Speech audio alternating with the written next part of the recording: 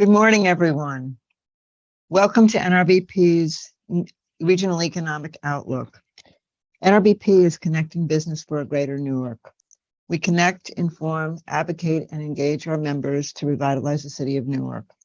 We're committed to providing access to information and to helping you make important connections. We hold this program annually, and until the pandemic took place, we had it in person on one morning with an economic forecast followed by a single panel. Beginning in 2020, we found that this program worked very well by capitalizing on the virtual environment, offering quick views of many topics over 2 days. This year's focus continues our overall efforts to include an equity lens in every program we hold. In particular, tomorrow, Dr. Denise Rogers will speak about social determinants of health and health equity issues that have been exacerbated during COVID and have had an inequitable impact on the economy. We will again have an economic report today and a workforce report tomorrow. We'll also address supply chain issues, rising interest rates, and recession concerns. The audience will be off camera and muted for the duration of the program. We have a packed agenda and will not be taking questions live. If you have questions, please put them in the Q&A and speakers from the completed panel will respond. If you don't get your question answered during the program, we'll forward it to the respective speaker to invite them to get back to you. I'll be transitioning between all speakers and topics. Speakers will be off camera and muted before and after they speak. We have a packed agenda, so I will be turning my camera on towards the end of remarks. We appreciate all the speakers' cooperation in keeping us on schedule. Please see the chat for the overall program with titles and organizations of speakers, and you can pose any questions you have to Maya Curry, our VP of Communications and DEI. She'll be monitoring questions in the background. Now I'd like to thank our sponsors, which you see on the screen. The sponsor of the READ series, Real Estate Economics and Development series, is TD Bank. More from them in a moment. Breakfast sponsors are Choose New Jersey, Horizon Blue Cross Blue Shield of New Jersey, Invest Newark, Montclair State University, NJEDA, PSE&G, and Structure Tone. Thanks to our media sponsor, NJ Advanced Media. Now it's my pleasure to welcome Dan Gallagher from TD Bank. Please welcome Dan to provide brief comments. Dan.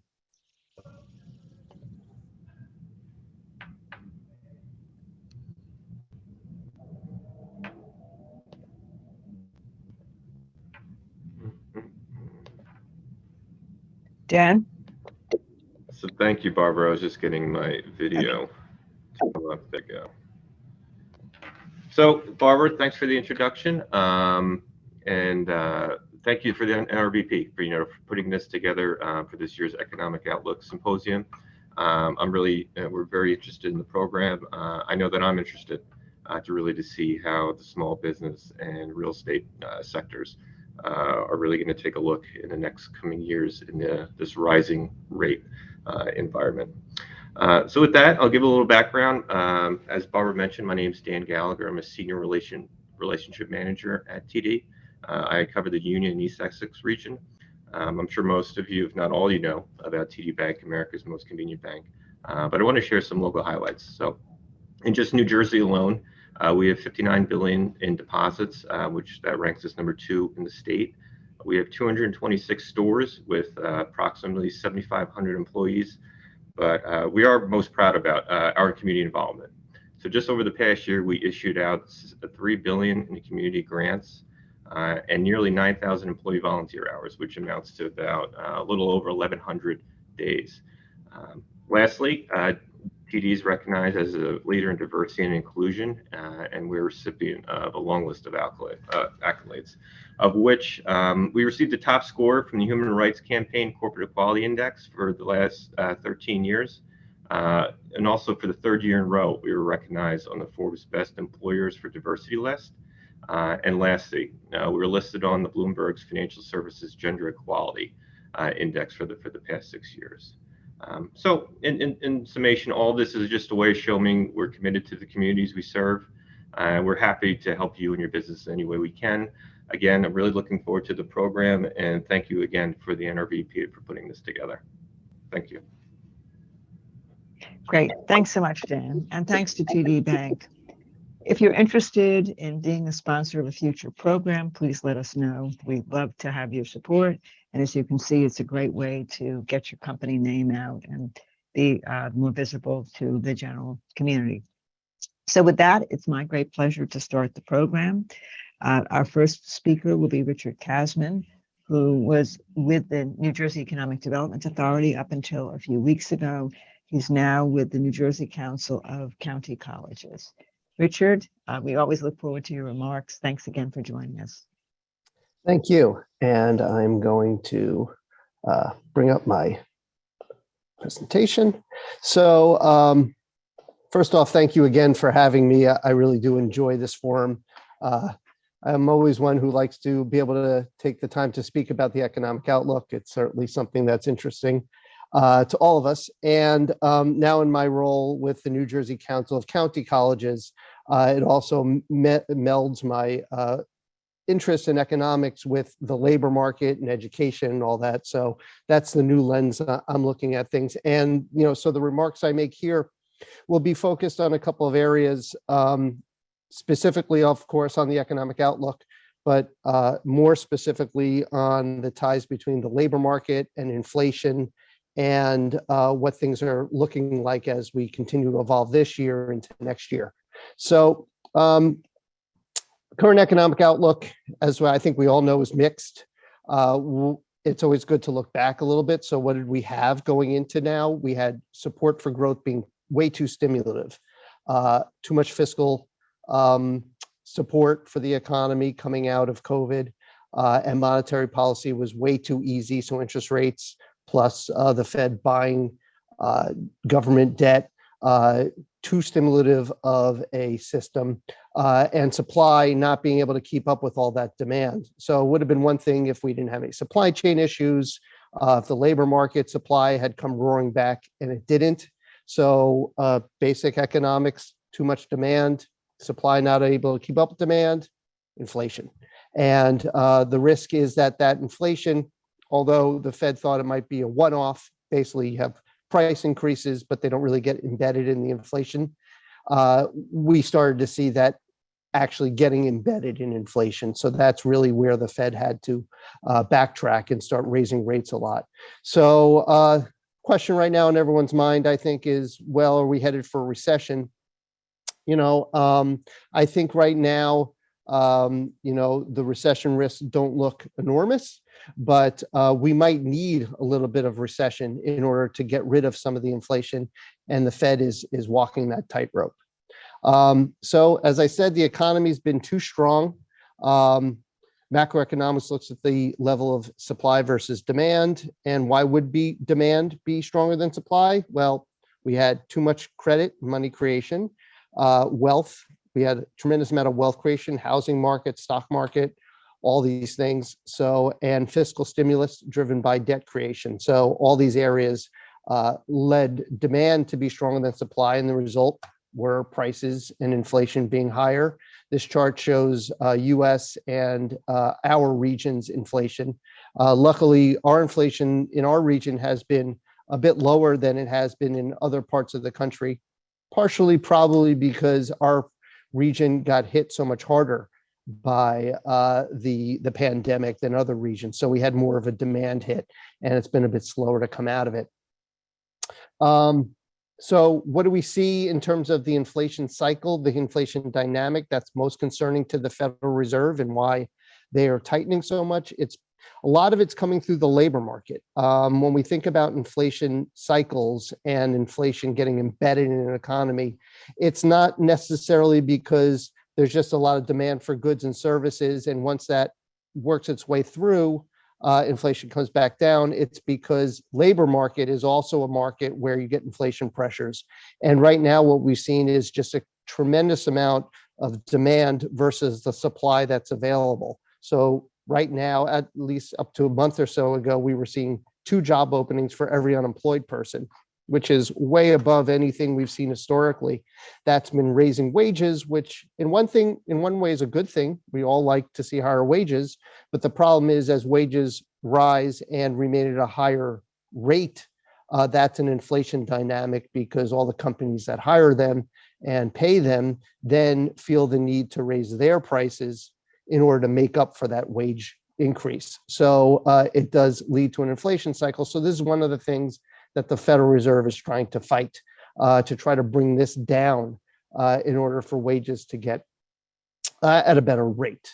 So it's not a good thing if wage rises cause inflation, and that's what we've seen. So that black line is the rate of inflation. The gray dotted line is the rate of labor cost growth. So as labor costs on a year-over-year basis have been rising quite a bit, we've been seeing that embedded more in inflation. So what the Fed wants to see is this labor cost growth start to come down back to the range we had seen more normally, like a 2 to 4% range. That would be in line with more of an inflation stability. COVID has been a boon to labor power. So meaning that because there's a lack of supply of labor and the demand for labor is so strong, what we've actually seen is a big increase in the amount of income going to households through wages. And so that's been very supportive of household spending. And it's a good thing to the extent that we want to see people's wages rise. But the problem is, as we can see on this chart, because of the inflation, that increase in wages that we've seen, it's not really working through anymore to raise people's real level of income. So what we're seeing right now is inflation is just eating away at any of those gains we're seeing in wages. So we're kind of spinning our wheels where the inflation's rising, the wages are rising, and in real terms, nothing's really happening. It's just an inflation dynamic. And that's a bad thing, obviously. That's not helpful. So we'd like to see real wage increases at a steady clip. And right now, the economy can't really produce that. One good thing has been that the biggest wage gains have been at the low end for in terms of, let's say, wages or education. So those with the lowest levels of wages have seen some of the biggest increases in their wages. So obviously that's good because we want to see people at the lower ends of the scale see more income. The problem is, though, of course, that for those people, inflation hits hardest because food and energy and housing, that's where, whatever 90% of their income is going to go. And those are the areas where we're seeing the most inflation. So although it's a good thing that we're seeing wage increases highest at the low end of the income scale, it's also the fact that they're most susceptible to feeling the pain of inflation. But the good news is that we're starting to see some of the inflation pressures start to top out. This is a global supply chain pressure index. It's measured in standard deviations versus normal. So, you can see we were 4 to 5 standard deviations above what was sort of like a normal amount of pressure. It's coming down as demand eases, as some of the supply constraints start to come down. We're seeing much better supply-demand balance, and that's lowering inflation. The good news also is that we have a much more dynamic economy now than we had pre-pandemic. And what I call dynamism is I'm looking at the areas of the economy that have more productivity, more real wage growth, and are stronger for every part of New Jersey's economy. So we're looking at shares of a GDP here by industry. So manufacturing, information, finance and insurance, professional science, tech, real estate, all these are high income, high value added sectors of the economy. They've gained a lot of share of New Jersey's economy. So I think we have a much more dynamic economy than we did 5-10 years ago here in New Jersey. Business creation, much stronger than it had been pre-pandemic. Pre-pandemic, we were seeing business applications around 3,000, maybe even lower per month. We've since the pandemic started to see a big jump in applications, and now we're seeing something more like 4,000 per month. So a lot of dynamism, great thing. Venture capital, we saw a big jump in the amount of venture capital flows in New Jersey companies. It's come down from the 2021 level, but still very solid through the first half of the year. And we've even gained share of venture capital in what I call like our neck of the woods the Northeast. So, so all very good positive indicators for New Jersey's economy. Employment at this point has come back and then some in terms of where we were in the levels pre-pandemic. Is it enough, for us to have recouped all those jobs? Well, demand for workers is not the issue. It's about supply and matching supply. So the problem is that it's great that we've recouped all those jobs, but the demand for workers is still much higher than what we're able to supply.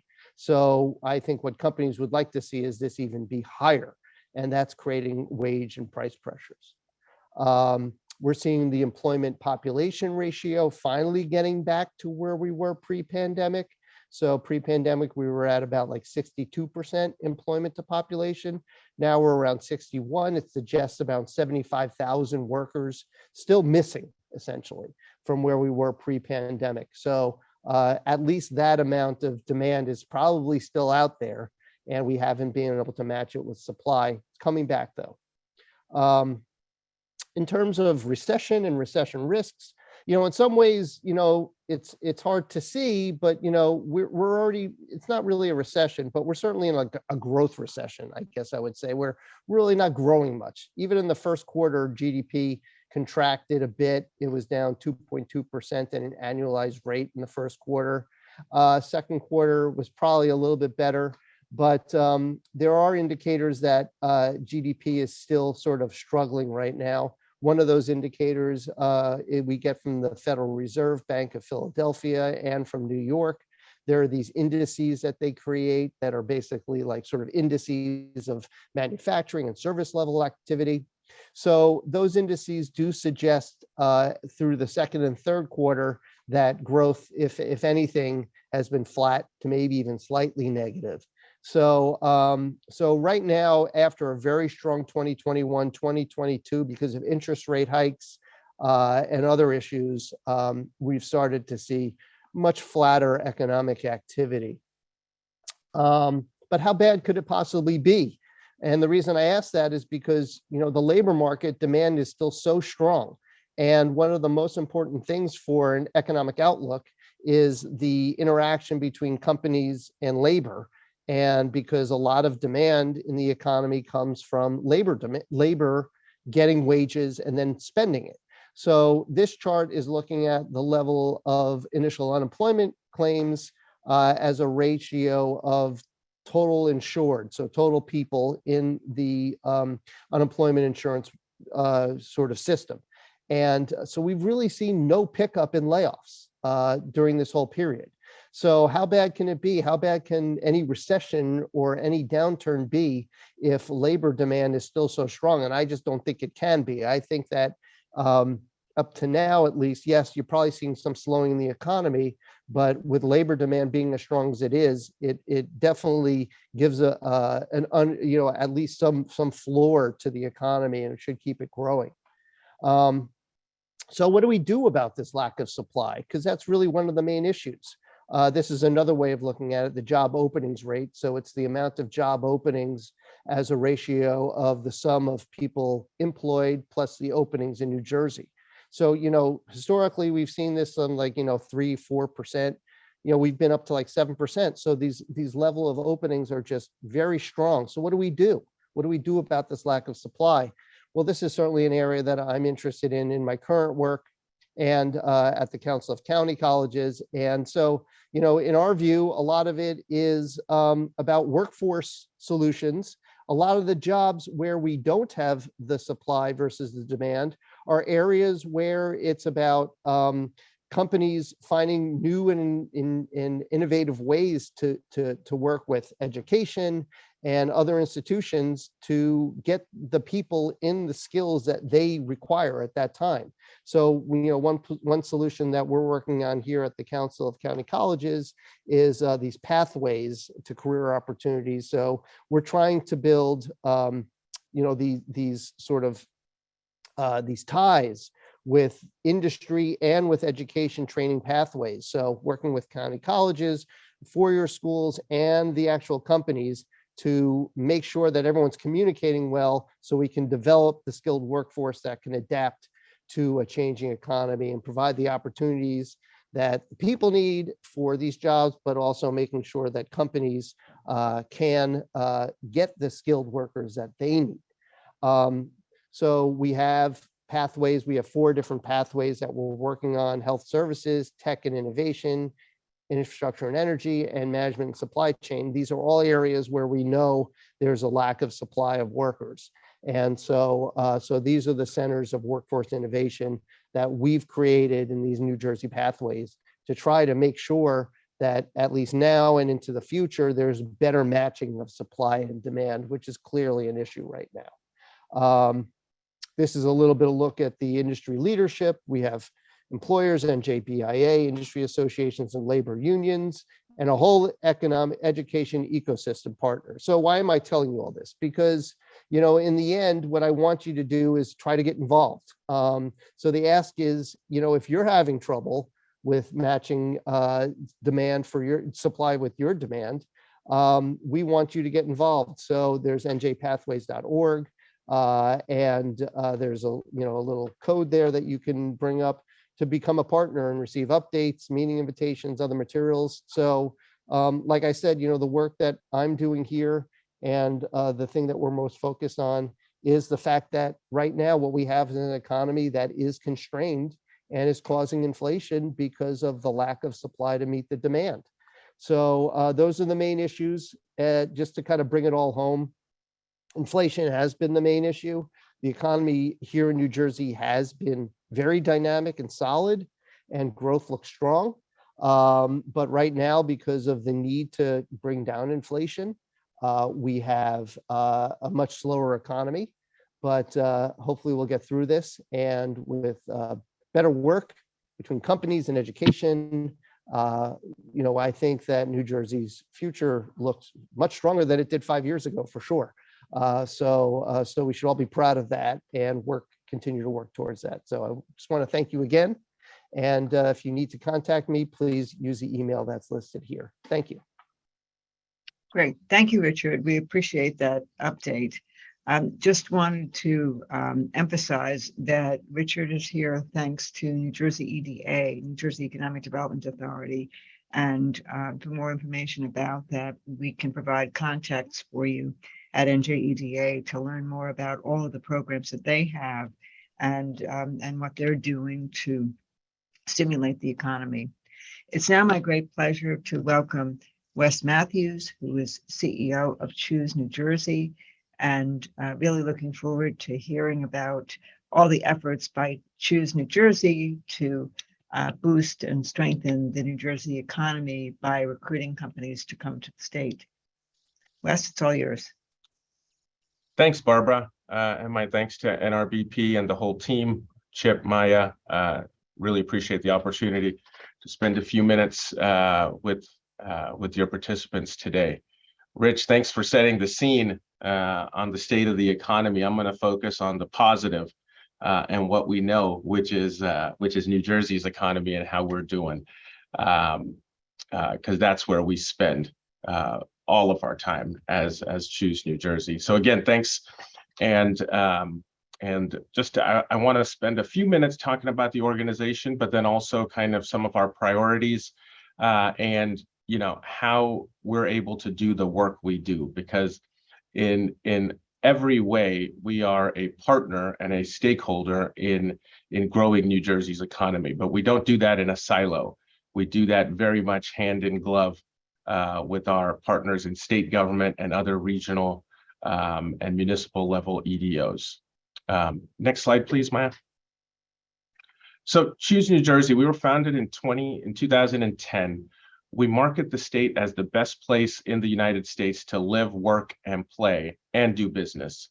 We're the state's leading nonprofit economic development organization whose fundamental mission is to grow New Jersey's economy. And again, we don't do this in a silo. I say we're the state's leading nonprofit EDO, but we work very, very closely with partners and stakeholders such as NRBP, but across the state.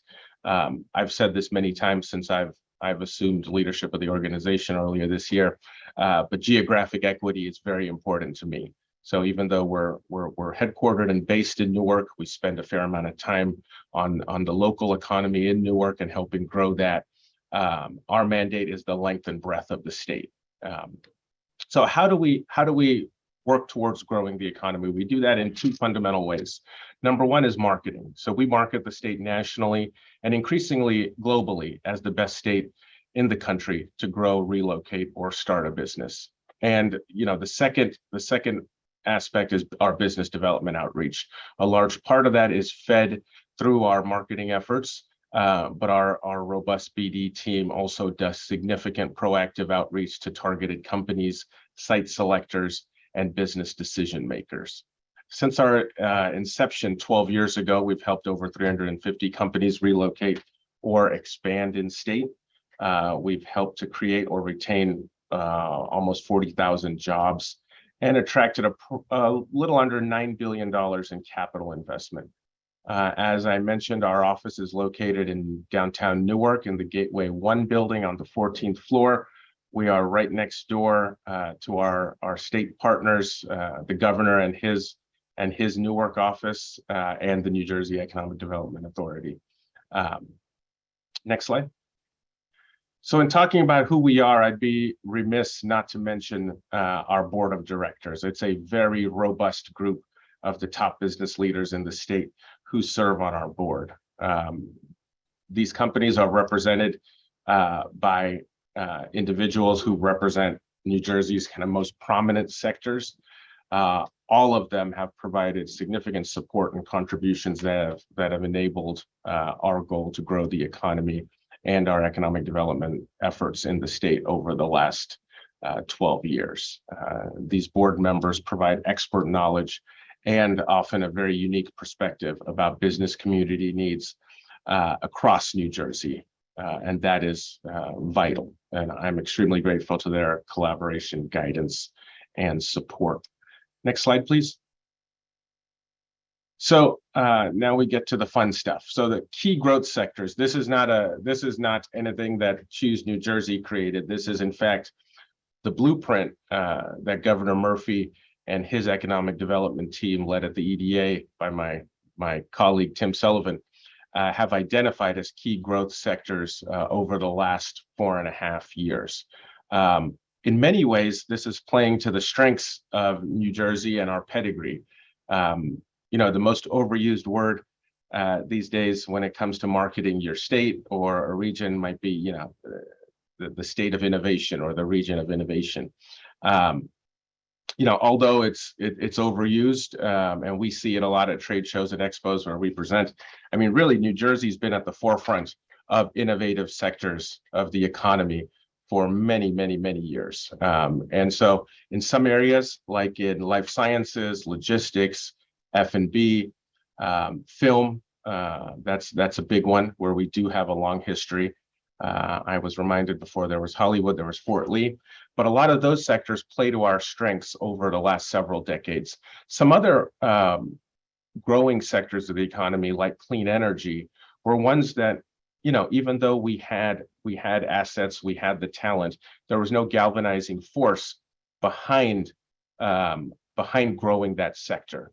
And I would just give another nod of the cap to the governor over the last almost 5 years of developing this plan when it comes to renewable energy and addressing climate change head on, particularly in the offshore wind space, and all of the efforts that him and his team and our partners at the EDA are doing to really promote that. So, in many ways, we're a global gateway for many target and emerging industries. When we talk, especially globally, one question we've been asked this year is, what is your economic blueprint in a post-COVID world? And when I put this slide up, or something similar to this, I say in many ways we put a blueprint in place. The governor did, when about 4.5 years ago, and so there's not much we needed to change. We're doubling down on these key growth sectors, and we really see a lot of growth. When in Rich's presentation he spoke about some of the areas where we're seeing that dynamism in the economy. It's directly related to a lot of these sectors here. So again, we as a state offer businesses the best value with access to new markets and opportunities in these kind of targeted sectors. And then you add our top talent, our workforce, the strategic location, our robust infrastructure, and it makes the value proposition for New Jersey almost unrivaled in the country. Next slide, please. So this is some of our business development pipeline. On the left is the domestic pipeline, and on the right is the international pipeline. It's led in both charts by life science, technology, and manufacturing. In many ways, people are surprised when they see the manufacturing piece. We are very much a manufacturing state. And then you'll see film, also renewable energy, a growing sector, and then food and beverage, logistics, continue to round out some of our BD pipeline. I'd say in the last 2.5 years, we've seen a growing interest in the food manufacturing space because of our strategic location and highly talented workforce in that sector. Most of our domestic pipelines, so the chart on the left, are companies that are in New York or in New Jersey that seek to expand. We continue to see growing interest from New York companies considering relocating to New Jersey. They now make up roughly 40% of our pipeline versus a quarter 2 years ago. And on the right, most of our international pipeline comes from Europe and India. If you look at kind of Choose New Jersey and what we've done over the last 4.5, 5 years, when we've gone abroad, we've opened New Jersey centers in Germany and in India, and that's really not because it was an exploratory market for us by any means. Rich, again, you and your team were really helpful in doing some of the analysis and research for us when we were setting these offices up. But really, it was should we have a full-time presence in countries in regions across the world to try to grow that existing share of business. And our offices in Europe and India continue to pay off in grand scale for us. Israel makes up roughly 6% of the pipeline, and then you have Canada, East Asia, kind of rounding out the rest of the global pipeline for us. Next slide, please. So in many ways, one of my favorite slides. I realize I didn't mention any of my background. So I took over at Choose in February of this year after a 13-year career as a Foreign Service Officer for the United States. Foreign Service Officers, we are America's diplomats that are stationed at U.S. embassies and consulates overseas. So for a lot of my career, I was based overseas in South Asia, in Europe, in the Middle East most recently, and then Sub-Saharan Africa, as well as Washington, D.C. So the global business attraction efforts and some of our foreign direct investment attraction efforts, really, it's a natural fit for my background, I should say. When we talk about global markets, so what we see in dark blue are kind of primary markets. Obviously, domestically in the United States, there's about a half dozen states in the U.S. that we target, either based on sector relevance or a couple other criteria. And again, you'll see a lot of Western Europe, where we get a breadth of business historically, and where we've decided to double down. And then India, the pipeline in India is it's such a deep well for us. In 2019, we took the governor, he was the first New Jersey governor ever to visit India, surprisingly. But that visit and the opening of our office there has really paid off in spades for us. There's other lighter blue and then green markets or green countries. These are exploratory, tier 2 or exploratory markets for us. I didn't mention East Asia. You'll see that in dark blue. So Japan, Korea, Taiwan, key trading partners for us, mainland China as well. We're likely to engage a little bit more with East Asia next year, just because of geographic distance and a few other barriers. It's been a hard market for us to break into historically, but we're looking to be very proactive in that space in the year ahead. And then there's other exploratory markets in Latin America and other parts of Europe and the Middle East. One note on the Middle East. So we have a robust trade and investment relationship with Israel. New Jersey is almost exactly the same geographic size, same population. We have a history of migrant flows, and all of that has really buoyed Israeli trade and foreign direct investment from the state. So we're looking to double down there. And because of the Abraham Accords, we're seeing a bit more opportunity in other parts of the Middle East, specifically the Gulf Arab states. So we began some engagement with the UAE, Bahrain, Qatar, and a few other countries there to see how we can help them with their businesses looking to expand or relocate to the US.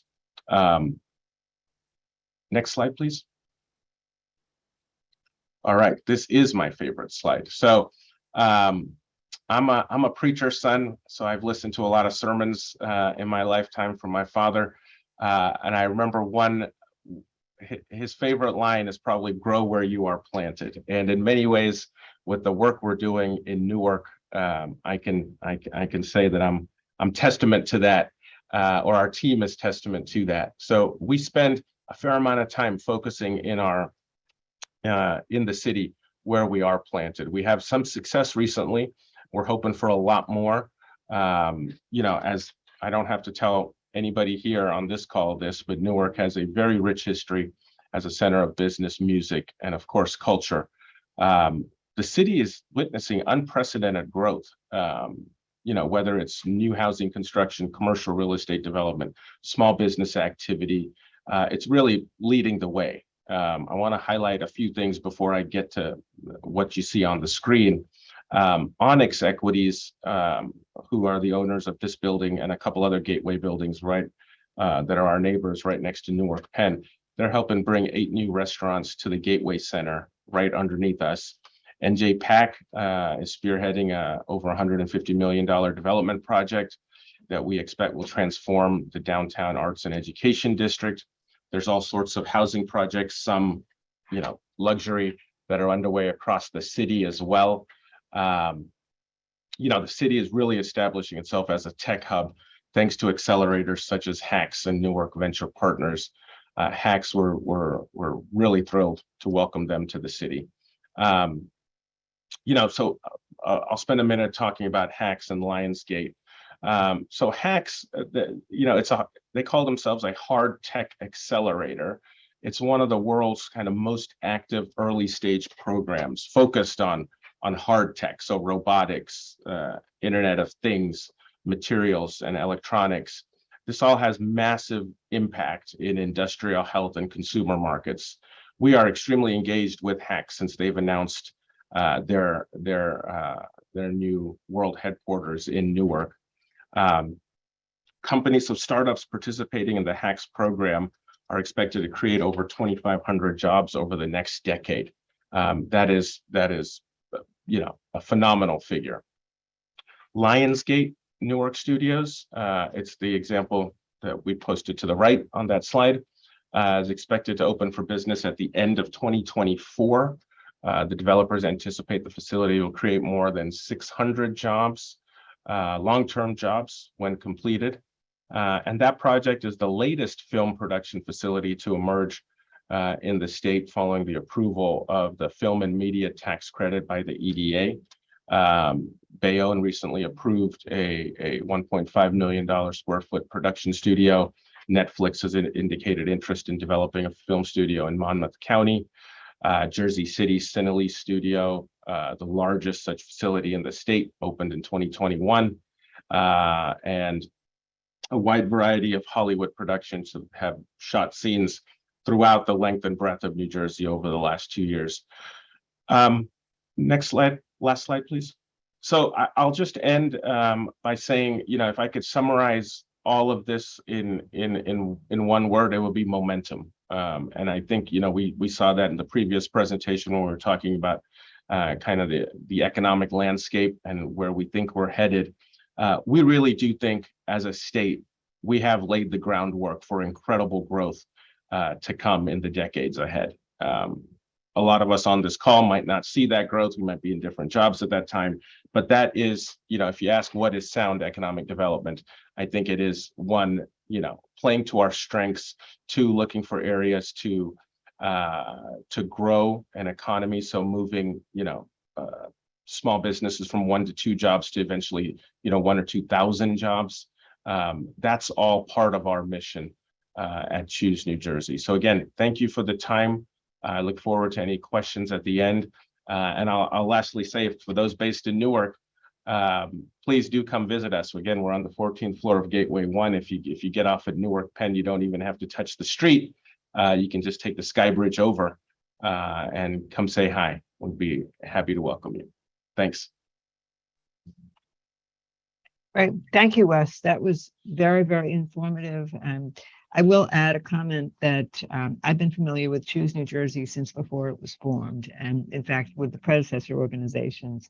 And your work at Choose has really made a difference already in the short time that you've been with the organization. It's really great to see the ways that the organization is expanding. It's a really wonderful time for New Jersey because we're capitalizing on many things. Certainly, there were enough bad factors from COVID, but now we have opportunities that we may not have had before. So I applaud all the work that you're doing and happy to know that you're there leading Choose. Thank you again. Okay, next up, we have our Deputy Mayor for Economic and Housing Development at the City of Newark, Allison Ladd. Allison is a familiar figure because she has collaborated with us on a number of our real estate market forecasts, which happened in March. So we're delighted to welcome Allison to talk about the economic aspects of what she's doing. Allison, thank you. Thanks, Barbara, and good morning. Always great to be with you, Chip, Maya, and the whole NRBP team, and wonderful to be with the Newark community this morning, even if we are virtual. It has been a great way for us to stay connected throughout this pandemic. So, I'm going to follow Wes on a regular basis, if that could be the status of how we speak, because I think that what was really exciting about what Choose New Jersey is talking about is, how Newark is really in a great moment in time. Our economy, our development, the equitable and inclusive focus for our city is just really leading the way, I think, not only in our region, but here for our residents in the city of Newark. So I'm just delighted to be with everyone today. So I'm Allison Ladd, the Deputy Mayor for Economic and Housing Development here for Mayor Rajday Baraka.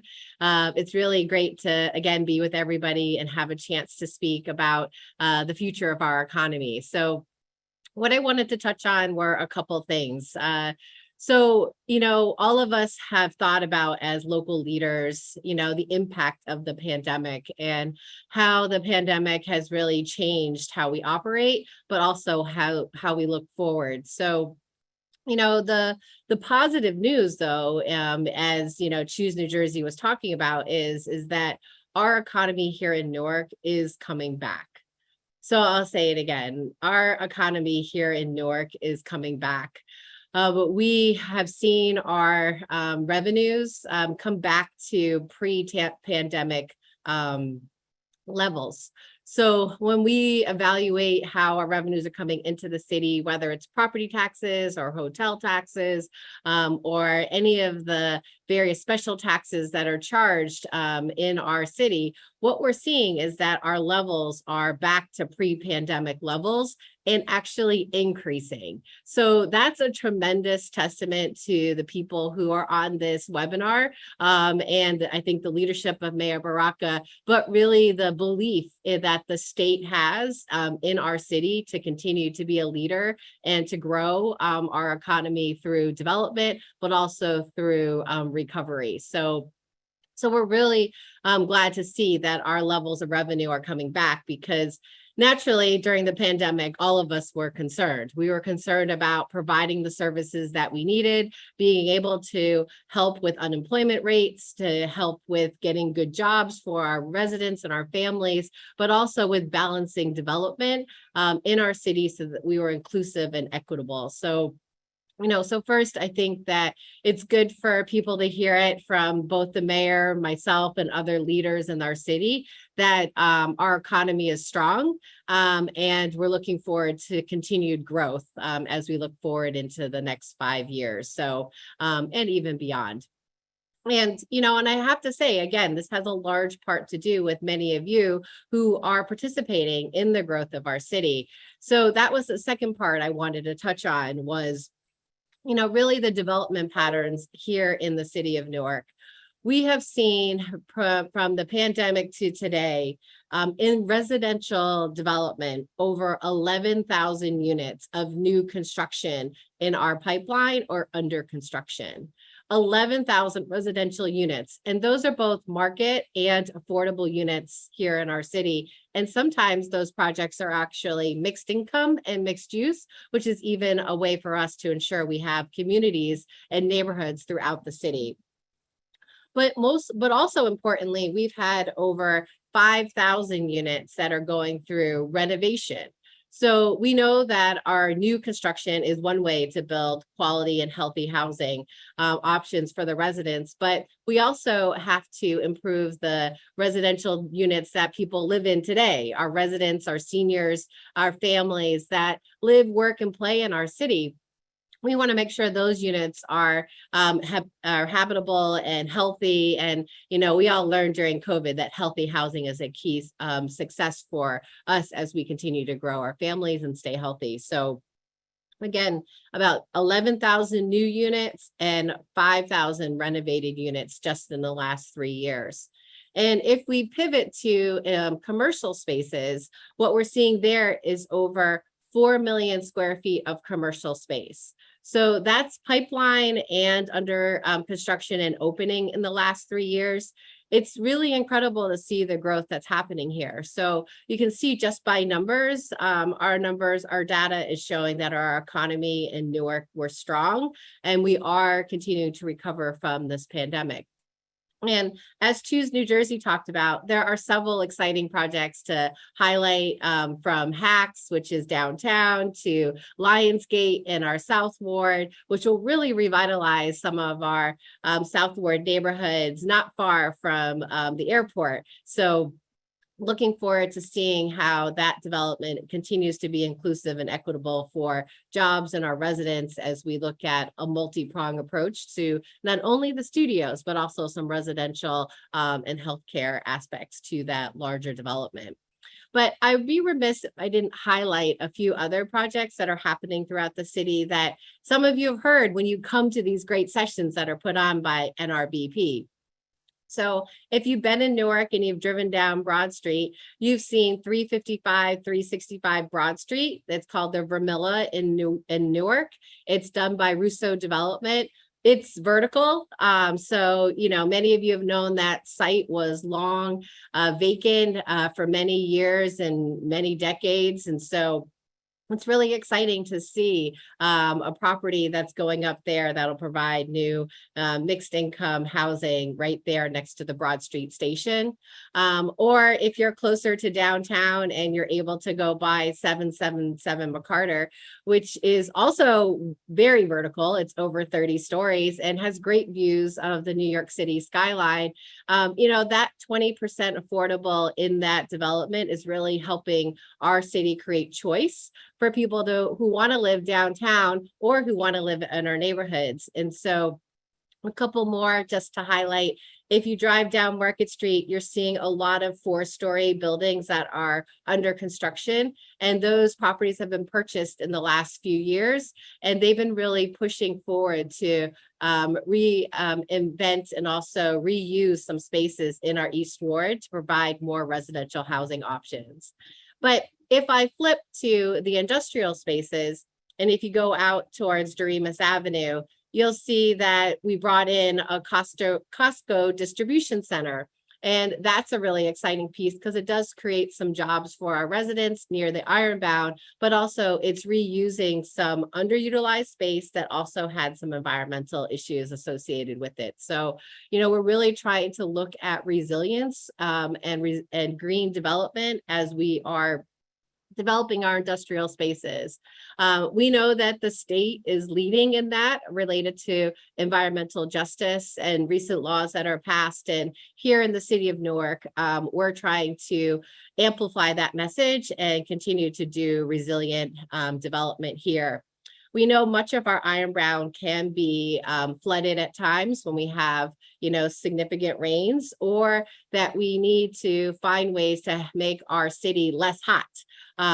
Some of you have heard that we are one of the hotter places in the region, not only like cool and hot, but also temperature hot. So we can be sometimes 10 degrees hotter than other parts of our neighboring jurisdiction. And so trying to figure out how to use resilience planning, environmental strategies to reduce the heat islands here in the city of Newark is critically important. So we're looking forward to seeing how the development of some of our parking lots will continue to enhance neighborhood development, not only here downtown, but also throughout the neighborhoods. So what I wanted to close on, though, is something that some of you have heard about. And if you haven't, you can go right to a website and learn more about it.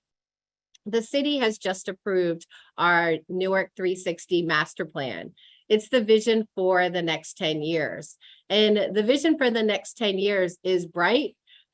We have great opportunity here in the city, and we know that we will continue to be equitable and balanced in all of our approaches to development so that our residents can stay in the city and that new development and new residents can also come to the city of Newark. So what do I mean by that in our Newark 360 plan? So this master plan, as many of you know, is a 10-year vision, a 10-year plan for us to look forward into the future about how we want our city to grow. Our plan was actually really hyper-focused on community engagement, and we had over 10,000 touch points with our communities, whether they were in-person meetings, and we had 2 in each ward throughout the last year, or if we did virtual discussions. And even we had the story bus by Audible that was really cool for our young people to be able to say what their view was for the cities and its future. So the Newark 360 master plan was very focused on community engagement, and we continue to want to get feedback as we look into our land use element. So this part I will actually close our discussion on because it'll give you some viewpoint as to where we're headed with our land use and zoning. So what did we find? Some of our highlights for Newark 360. One, we still need to improve connectivity between neighborhoods. So what does that mean? It's transportation, it's multimodal transportation, not only pedestrianization of streets, but also having better mass transportation for our residents without cars who are able to get around the city. So we need to continue to improve connectivity of our neighborhoods. We also know that we want to be an arts and entertainment and arts and educational hub in our city. We already have amazing anchors like NJPAC, Newark Symphony Hall, our new Parks Foundation that really leads Mulberry Commons, as well as Tubman Square. But we know that there's more that we can do to assist our entertainment venues and our artists be able to thrive in the city of Newark. So look forward to seeing more around an arts and education district here in our city. In addition, we're looking at affordable housing still as a very principal component of development. So whether that's new construction or renovation of housing, we also know that it's about having mixed income choices. So our inclusionary zoning ordinance was strengthened by Mayor Baraka and our city council just this past year, and it is in effect today, because what we want to do is ensure that we do have balance and ability for residents to stay in Newark, and that we try to curb gentrification, but we don't want to negatively impact market conditions. So it's definitely that balancing act that we all talk about. The last couple things are related to upzoning commercial corridors. So those that are out there doing commercial development, we know that some of our corridors could have some additional density and ways for us to really focus on main streets and pedestrianization of our commercial corridors. So look to see some of our land use and zoning changes in the coming year associated with upzoning some of our commercial corridors. And my last piece on this is I'll talk about resilience, because I mentioned our heat islands, but we definitely know that as our communities grow, as COVID-19 is hopefully in our rear view and more endemic than a pandemic, that we are able to really look at resilience planning, resilience development, environmentally friendly development, and really cleaning up our sites that could be brownfields or have environmental issues associated with them. We know that that's a true partnership, like Choose New Jersey is a true partnership bringing businesses to the city, along with Governor Murphy and his economic development team. We know that the New Jersey Department of Environmental Protection is a key partner, and us finding ways to continue to rebuild and renovate some of our properties here in the city. So Barbara, I just wanted to say again, thank you to you and Chip and Maya for having me on today. I know you're going to hear from a great colleague, Marcus Randolph, the president and CEO of Invest Newark, and really delighted to be with everyone today. So thank you. Wonderful. Thank you, Allison. There's certainly a lot of great things happening in the city. And having been here for quite a number of years, I'm really impressed with the momentum that I think now that I'll say the tide has turned, and that there really is unstoppable momentum happening. And it's great to see that despite all the challenges of the last few years, there's been as much success as there has been. And now I'm pleased to turn to Marcus Randolph. As Allison mentioned, he's president and CEO of an organization called Invest Newark, which is the city's economic development organization. And it's really great to have him here as a relatively new leader of the organization, because there are many things happening at Invest Newark that really mesh very well with the work by Allison's office. So with that, I'll turn to Marcus. Thank you so much, Barbara. I appreciate the kind words. Allison, thank you for the intro as well. And Chip and Maya, again, thank you for having me. As noted, I'm Marcus Randolph. I'm president and CEO of Invest Newark. I've been in this position now for, I think, just about 5 months, and having a great time is everything. I hope it would be plus more. I come to Invest Newark after some time in corporate. I was at JP Chase, focused on affordable housing deals in New York and New Jersey, and I'd spent most of my career, particularly the last 17 years in affordable housing. And one of the things that was interesting to me about this position is the longer I was doing these deals, I started to think that there must be other ways to sort of tackle the issue of affordable housing, and perhaps look at it a little bit differently, get to people sooner, find ways to sort of hopefully stop them from having to get to need affordable housing. Though some people say we all have affordable housing, right? We live where we can afford. But so this is a great opportunity, a great time for Newark, a great time for Invest Newark to be a part of all the good things happening here. And Invest Newark is the economic development corporation for the city of Newark. And as such, we do work very closely with Deputy Mayor Ladd and EHD, also very closely with Mayor Raj J. Baraka and his office to move Newark forward and to partner maybe parallel tracks on trying to get some of these initiatives pushed through. We are downtown. We're at Market and Mulberry, so we're right behind Gateway. We're super excited about what's going on there and ready for those restaurants to open up. I would say, though, the one thing, if you do come to Newark, hit the streets, support some of our vendors and shops that are open.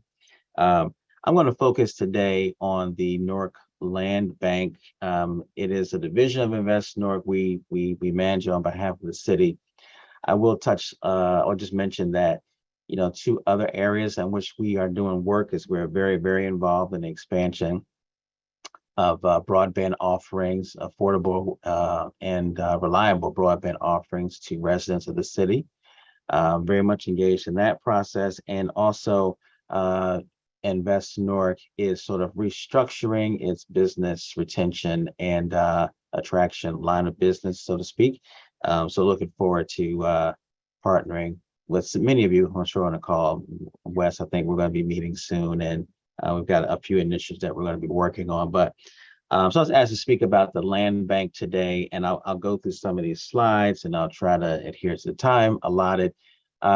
So in 2019, the state of New Jersey enacted the land bank law, which allowed the city to form the first land bank and at present the only land bank in the state of New Jersey. We officially began our operations in March of 2021 with an initial inventory of 85 properties. To date, 42 of those properties have either been sold or in some other ways disposed of.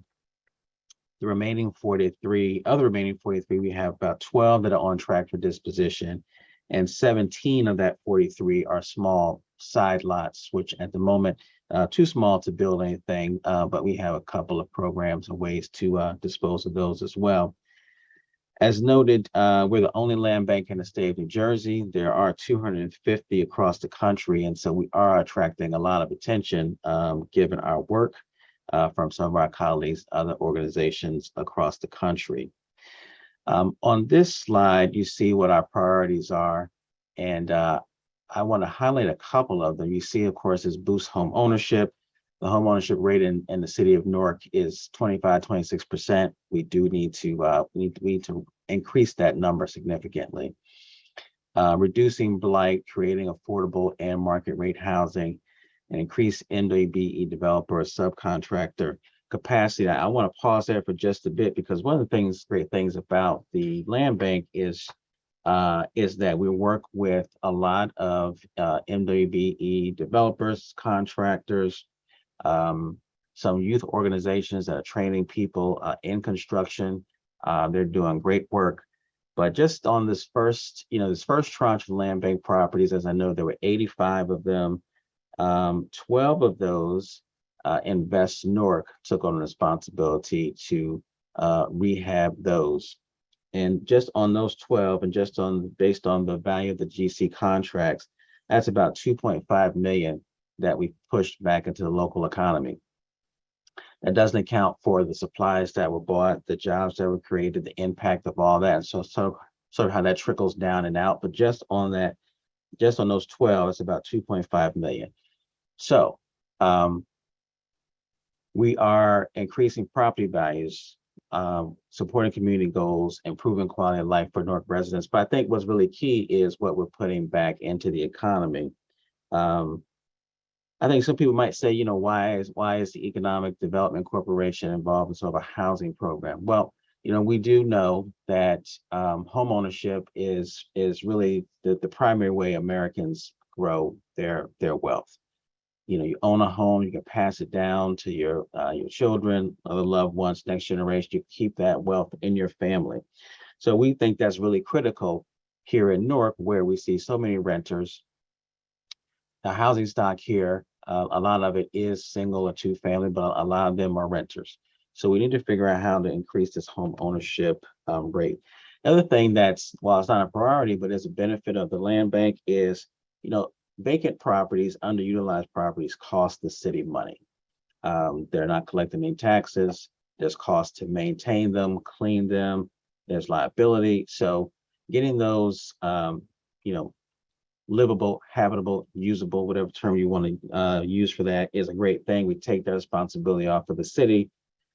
Land bank takes it. We get it into the hands of folks who want to live there or develop it. Next slide, Maya. I'll just touch briefly on this. We have a few different home ownership programs.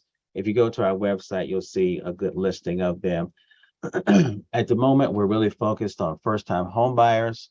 We'll have some properties that'll be set aside just for people who can prove they've lived in Newark for at least the last 5 years, I believe. Some will be for anyone who loves Newark and wants to live here. They don't have to be a resident, but so we'll have some set aside for that. What people hear of a lot of is the Section 8 program, which allows someone who had a voucher that was paying their rent to combine that with the down payment assistance offered by the city and actually then purchase a home. So that Section 8 voucher now goes toward the mortgage. I think it'll cover about 80%.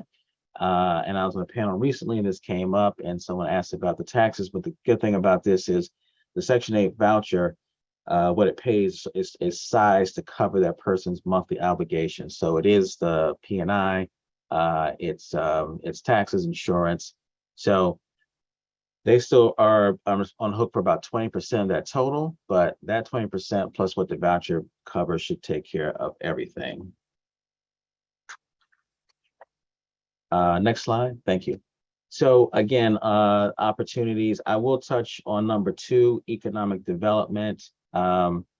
We will on occasion have some larger scale development opportunities. We do get some commercial properties, we get some industrial properties in the land bank.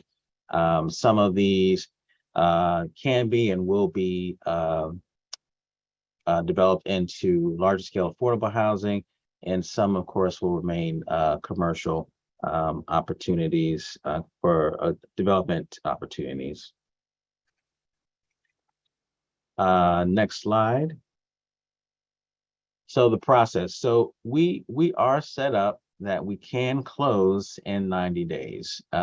We're obviously can be flexible. There are things that happen, delays that are, oftentimes no one's fault, so to speak. So things happen, but we can close in about 90 days. So we can move pretty quickly on this. What we do say to developers, we sort of start the clock once they get a permit. So we give them 18 months, 24 months, what have you. There's compliance, of course, about what's happening on those sites. But we'll start that clock once they actually get the permit in hand. Next slide.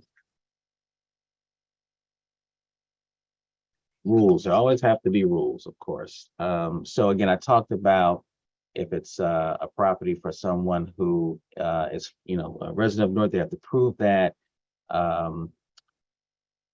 I guess I'd say probably what I want to focus on here is the rules that might prohibit people from being involved in land bank or buying some of these properties. Obviously, if you have delinquent tax payments, that's a problem. Unremediated code violations, big problem. Other projects that you may have talked to Director Ladd about that are stalled. We don't want to see that. We want to see that you be viable if you're going to be developing these properties. You have a viable plan and a good track record. Next page, next slide. Here, I'll just talk about deed restrictions. We, as everyone's phone call knows, the mayor is, really taking aggressive steps to make sure that we can keep Newark affordable, to try to, push back a bit on these investment companies that are buying up single family houses and renting them. The work that we're trying to do, we want to make sure that these properties remain affordable. So there are deed restrictions in place, and we're going to be revisiting that as we move along through the program. Next slide is just about our checks and balances. So we do have a community advisory board that meets quarterly. The land bank reports key performance indicators to the municipal council. Invest Newark does oversee this. We have a board of directors, president board of directors ourselves that oversee this. And on occasion where Invest Newark is going to get involved in the development process, we need to get, we seek their approval for that as well. And then the next couple of pages are just some before and after photos. This is a really, really nice project that came out, 223 P Shine. This is under contract. should be closing, I think, in about 10 days, which would be great. And I think this house was done by Youth Build. Next slide. So lovely staging and photo outside. Next slide. This property on 320 South 7th Street. We sold this. This is a vacant lot that we sold. This is the first project that got up and running, and I think the first ground up that was completed. Next slide. And so I think it came out really, really great. We do have to have some conversations about encouraging people to put more trees in the front to Director Ladd's point about Newark being a heat island. So we need to work on that. But I think that this was a really great outcome. That's my own timer, sorry. And then last thing that I'll note, here's our website. And we certainly welcome any feedback on the website. We try to make it as user-friendly as possible. There's a lot of information on here. As we move into our next phase of properties, these opportunities will be on the website. And I just want to share, again, I know at the top of my time that we're getting a lot of attention. There's been some good press pieces out, but I think, the message here is that, the land bank really is a benefit to the city of Newark, to the people of Newark. We're, getting contacts from NJEDA and Victoria Foundation. So many people and entities now want to be a part of this initiative. Ultimately, though, it is about, cleaning up the city, creating home ownership opportunities, doing our share to sort of pump up the local economy by using MWBE contractors, by having them employ people, and hopefully, they'll have opportunities that will go beyond the land bank. If they've, done a few houses, they've shown people they can do the work and they get bigger jobs. So, we think this is a real value add. As I like to say, it's a win-win-win situation. So thank you so much for the time. Appreciate it. Thank you so much, Marcus. I just want to emphasize that part of the reason we invited Marcus to speak about the land bank specifically is because of what I said in the opening, and that we wanted to approach all of our programs with an equity lens. And I think that this land bank is really emblematic of the way that the efforts of the organization, and specifically with the land bank, although there are certainly a lot of other efforts by Invest Newark that I hope you'll learn about, that the land bank helps to address a very, very deep-seated problem, which is that people who don't own homes don't build generational wealth, which Marcus referred to. And the fact that they're not building generational wealth means that they're stuck and they can't grow themselves economically. And so what this is doing is it's building the overall economy in the sense of the power of the economic power of the individuals in the city of Newark, the people that have been here and have worked to make the city what it is. So that's important. And then also, Allison didn't go into a great deal of detail, but some of the programs that she's done have also helped minority developers to get their first project in the city of Newark. And it's very good to see that the two organizations are working hand in hand to be able to afford the opportunities to those developers, give them the platform, give them the assistance that they need to be able to build the projects, which ultimately have the ability to create the generational wealth. There's also a health equity component to it, but we'll get more into that tomorrow with Dr. Denise Rogers. So Marcus, thank you so much for joining us. And we'll now move on to our last segment for today, which is Martin Melilli, who is with TD Bank. And Martin is also a board member for Newark Regional Business Partnership. I'm going to go off camera, and Chip Halleck will come on after Martin to close out today's part of the program. And we hope that you will join us tomorrow for more economic reports. Martin, glad to have you here. Thanks, Barbara. Always a pleasure. And, here we are in the home stretch, everybody. So I appreciate you tuning in to hear my part. Barbara and the team had asked me to touch on a few topics as it relates to the banking industry. interest rates, technology, and the hiring or staffing issues that we might be facing. So first of all, full disclosure, since the geographic territory I cover is central New Jersey, my comments relate to this region, but they certainly hold true for the tri-state area.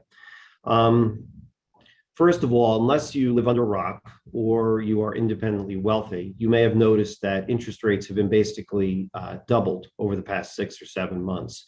Now, considering where rates were coming from, this should really be viewed as a normalization of interest rates. If you're a saver, you're happy because you're finally getting more than 2 cents in your interest paid in your deposits.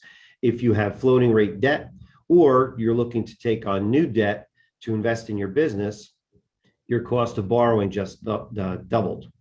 As such, the project you're contemplating may not yield as much return as it had projected to be, or it may not make sense at all anymore. A few months ago, once the first couple of interest rate hikes took hold, we saw a number of projects die or get postponed to allow for further negotiations on purchase prices or the cost structure. We expect about half of those projects will come back online when the interest rate market settles down a bit. One of the things that TD specifically is doing to help businesses and business owners and property managers to navigate the interest rate volatility is to offer forward rate locks through a hedge swap product. If they qualify, the borrower can look to lock their interest rate on the front end of the loan process. Right now, with an inverted yield curve, the cost to do this is nominal, and it's at least one variable in the loan equation that becomes predictable. The commercial investment real estate market is a bit more black and white compared to business loans when it comes to seeing the effect of rising interest rates. The refinance market for investment real estate has effectively dried up. Unless you need to pull cash out of a building, why refinance at 6% when you have a 3% mortgage? However, the purchase money market for both investment real estate and owner-occupied real estate is still active. And we've seen the purchase prices start to come down. This is driven by several factors, including our subject rise in interest rates, as well as lower occupancy rates, which drive down NOI. Business loans, term debt, lines of credit are a bit more tricky and certainly more individualistic as their impact on any given industry. Historically, business owners have been able to pass along their increased cost to borrow onto their customer. And while this is true to a great extent, the cost to produce and deliver their product has also gone up significantly since the pandemic. So their gross profit margins and their operating profit margins have gotten squeezed. The higher cost of supplies across the board has largely been driven by increased labor costs. If you can find workers, they certainly are costing more today than they were just a few years ago. More than ever, business owners are looking to automation and online sales to lower their costs. As a bank, when we analyze a loan request, one of the greatest factors we consider is cost savings or increased profitability that the project will yield, meaning, does the investment make sense? In general, and in the short term, higher interest rates and increased labor costs have certainly had a negative impact on many companies' financial performance. Now, this isn't the first time we've seen this, and it certainly won't be the last. But banks only make money when they make loans. So we are confident, if not dependent, that business owners will successfully manage through this cycle like they have so many times in the past. Technology. There has been and continues to be a big shift or change in the digital banking space. Companies have embraced the digital era and have fast-tracked their digital plans over the past couple of years. Many have converted to full digital platforms through the use of treasury management products, such as remote deposit, batch ACH, wires, e-billing, and positive pay, which prevents fraud. This has allowed companies to become more efficient and devote more time to growing their business. These digital changes were things that business owners intended to do, kind of someday. Well, someday is here, and I'm pretty sure it's here to stay. The pandemic was certainly a catalyst for this transformation, but increased costs in labor, supplies, and transportation is ensuring companies seek this path and stay on it. Even the basic ATM is smart now, and they're practically everywhere. With a smart ATM, you can get cash in multiple denominations, make deposits, open a new account, and transfer funds. More features are being added all the time to these ATMs, and once a biometric feature, security feature is included, things like recharging gift cards, buying sport and entertainment event tickets, booking flights, and opening new investment accounts will be added. These machines will never replace the human banker, but they certainly are making banking more convenient and allowing banking staff to focus on the customer's higher end needs. Now, hiring and staffing issues in the banking world today. I guess the bottom line is banks are no different than any other business. We're having the same staffing shortages and difficulty in finding candidates as everyone else. Most of our shortages are in the back office functions or in the branches themselves. We've increased minimum salaries to keep pace with other banks and industries, but bottom line, it's not always enough. Employees today, particularly the younger ones, value flexibility of working remotely and on a staggered schedule. This isn't always possible, certainly in the banking industry, so it's been difficult to fill open positions. But we are making headway. We've seen a slight increase in application rates, and interestingly enough, a shift to an older age group coming back to the workforce. One of the things that we are looking to do as an institution is to centralize certain functions into lower cost markets within the US footprint. This would be a pretty significant change for us, so we are treading lightly at this point. The cost savings of that would be clear, but there are certainly other factors that we have to consider, and we want to make sure we keep our customers' needs at the forefront. And like I said before, banks only make money when we make loans, so we don't want to jeopardize that pipeline. It was the last thing we would do. We need to serve our community. That actually completes my my remarks for today, so thank you. And thank you, Barbara, Chip, and the NRBP team, as always, for putting together such a wonderful and informative program. Thank you very much. Thank you, Martin. Thank you for sharing, and thank you for your year-round support of our economic development real estate series of programs. There are always great ways to keep our members in touch with people with great information, lots of insight about the economy and how our business members can prosper in these difficult times. So thank you very much for sharing the news about how this is affecting your industry and also allowing us the opportunity to share news about other industries through this series. So thanks very much. And thank you to all our presenters today. Richard Kasmin did a great job of encapsulating what's going on as far as our regional economic outlook is concerned. I also certainly touched on the labor market, and we'll have more information about the labor market tomorrow if you join us at 10 o'clock for part 2 of this series. Wes Mathews talking about what Choose has done over the course of many years, but certainly has never been more on target in terms of the industries it's targeting, as well as the international growth that it seeks for the state of New Jersey. Also, Allison Ladd talked a lot about what's going on in Newark. And as she said, it's a great moment for Newark. And I don't think there's any of us who don't think that this is a super time opportunity for Newark to continue its growth while keeping in mind how important it is for equitable growth. And Mayor Baraka's emphasis on affordability for housing is certainly noteworthy and something, and that vision is being realized along with the many other projects that are being undertaken in the city. And Marcus Randolph and Invest Newark also tackling that affordable housing opportunities and making sure that residents have the opportunity to build wealth through home ownership, as well as work and support with the small business community here in the city. And we're grateful for Marcus's participation and partnership in so many ways here in the city. So with that, we want to remind you, as I just mentioned, tomorrow for part 2 of the series, we'll be talking about a little bit more about the labor market picture, healthcare, energy and sustainability, climate change and its economic impact, and the startup and tech community. So we have a great lineup of speakers with us again tomorrow. And also, excuse me, want to finally thank once again, I want to thank Barbara and Maya and Nikki for making sure that a good program was put together, you knew about it, and that you signed up for it. So thanks to the team here for keeping our members in mind always.